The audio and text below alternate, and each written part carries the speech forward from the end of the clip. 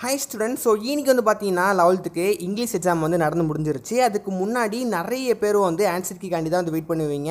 So நான் வந்து answer key, அதாவது 11th இங்கிலீஷ் பப்ளிக் எக்ஸாமோட ஆன்சர் கீ என்னோட டெலிகிராம் குரூப்லையும் வாட்ஸ்அப் குரூப்லையும் வித்தின் ஒரு 5 மினிட்ஸில் நான் வந்து போஸ்ட் பண்ணிடுவேன். 5 மினிட்ஸ் ஒரு 10 மினிட்ஸில் நான் வந்து கண்டிப்பாக வந்து போஸ்ட் பண்ணிடுவேன். அதனால உங்களுக்கு 11th English official answer key வந்து வேணும் அப்படின்னு நினச்சிங்கன்னா மறக்காமல் என்னோட டெலிகிராம் குரூப்லையும் வாட்ஸ்அப் குரூப்லையும் வந்து ஜாயின் பண்ணிக்கோங்க. எல்லா சப்ஜெக்ட்டுமோட ஆன்சர் கீயும் நான் அதில் தான் வந்து போஸ்ட் பண்ணுவேன். அதனால இன்னும் கூடயும் வந்து ஜாயின் பண்ணாமல் வீடியோ பார்த்துட்டு இருக்கீங்க அப்படின்னா மறக்காமல் வந்து ஜாயின் பண்ணிக்கோங்க. அது மட்டும் இல்லாமல் நம்ம சேனல் வந்து ஃபஸ்ட் டைம் வந்து பார்க்குறீங்கன்னா மறக்காமல் சப்ஸ்கிரைப் பண்ணியும் லைக் பட்டனும் வந்து ப்ரெஸ் பண்ணிக்கோங்க. நம்ம வந்து பப்ளிக் எக்ஸாம்ஸ் பற்றியும் and important study material, important questions ஏகப்பட்ட வீடியோஸ் போட்டுட்ருக்கோம். அதனால முடிஞ்ச வரைக்கும் வந்து சப்ஸ்கிரைப் பண்ணி பாருங்கள். எனக்கும் வந்து பர்சனலி வந்து யூஸ்ஃபுல்லாக இருக்கும். ஓகே, 11th இங்கிலீஷ் பொறுத்த வரைக்கும் கொஸ்டின் பேப்பர் எப்படி இருந்து சொல்லிட்டு நீங்களே வந்து சொல்லுங்கள்.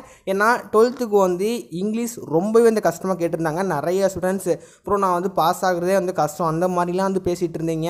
11th இங்கிலீஷ் எப்படி இருந்துச்சு சொல்லிட்டு நீங்களே வந்து சொல்லுங்கள். டோட்டலி கொஸ்டின் பேப்பர்லாம் வந்து 20 ஒன்னோட இருக்குது. எனக்கு தெரிஞ்சு 20க்கு சில எல்லா ஸ்டூடெண்ட்ஸும் வந்து 15க்கு மேலே வந்து ஸ்கோர் பண்ணுவீங்கன்னு சொல்லிட்டு நான் வந்து எக்ஸ்பெக்ட் பண்ணுறேன். உன்னோட பொறுத்த வரைக்கும் நான் சொல்லிட்டேன், டெலிகிராம் குரூப்லையும் வாட்ஸ்அப் குரூப்லையும் வித்தின் ஒரு 10 நிமிஷத்தில் போஸ்ட் பண்ணிடுவேன். எனக்கு கொடுக்க போகிற ஆன்சர் நீங்கள் வந்து கம்பேர் பண்ணி பாருங்கள், எவ்வளோ வந்து கரெக்டாக வருது எவ்வளோ வந்து தப்பாக வருது அப்படின்னு. எனக்கு தெரிஞ்சு 15க்கு மேலே வந்து ஈஸியாக எடுத்துடலாம். பட் சினானிம்ஸ், ஆன்டனிம்ஸு, அப்புறம் வந்து இடியம்ஸ், கிளிப்டு வேர்ட்ஸ் இந்த மாதிரிலாம் வந்து ஒன்னோடல வந்து கேட்டனால அது வந்து எல்லாமே கொஞ்சம் ஓனில் இருக்கிற ஒரு விஷயம். அதனால் மார்க் குறையிறதுக்கு பாசிபிலிட்டி ஒன்னோட அதிகமாகவே வந்து இருக்குது. நம்மளுக்கு கொஞ்சம் ஓனாக தான் கேட்பாங்க கிராமர் பொறுத்த வரைக்கும். அதனால் ஒன்னோடல ஃபுல் மார்க் எடுக்கிறது கஷ்டம் தான். எனிவே நீங்கள் வந்து எல்லா ஒன்னோடவும் வந்து கரெக்டாக இல்லைன்னு சொல்லிட்டு மறக்காமல் மென்ஷன் பண்ணுங்கள். முக்கியமாக போயம் பொறுத்த வரைக்கும் இஆர்சி. ஸோ இஆர்சி வந்து ரொம்பவே வந்து ஈஸியாக தான் வந்து கேட்டிருக்காங்க. புக் பேக்கில் இருந்து தான் வந்து கேட்ட மாதிரி வந்து இருக்குது. அதனால போயத்துலேருந்து ஒரு ஆட்டினு ட்விஸ்ட் அடிக்கலை.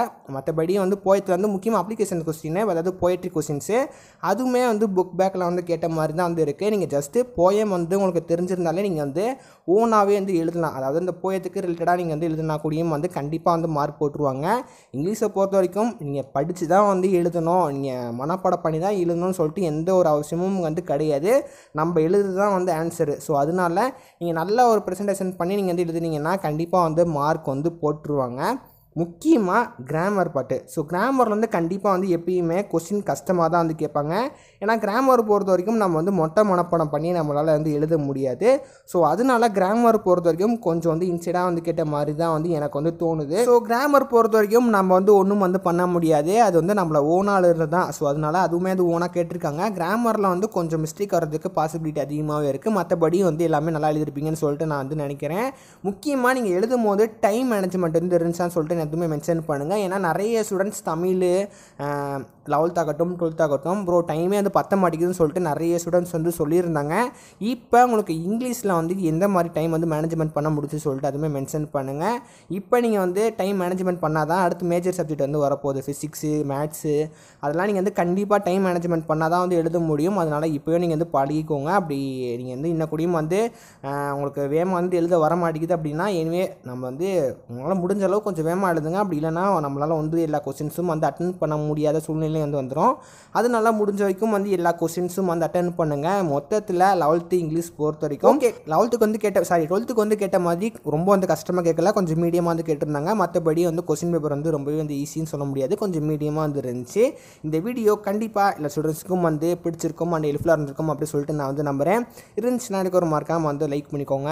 அண்ட் இந்த மாதிரி பப்ளிக் எக்ஸாம்ஸ் நியூஸ் அப்புறம் வந்து இம்பார்ட்டன்ட் கொஸ்டின் பேப்பர் எல்லாமே தெரிஞ்சுக்கணும் அப்படின்னு நினச்சிங்கன்னா மறக்காமல் வந்து லைக் பட்டனும் சப்ஸ்கிரைப் பட்டனும் ப்ரெஸ் பண்ணிக்கோங்க.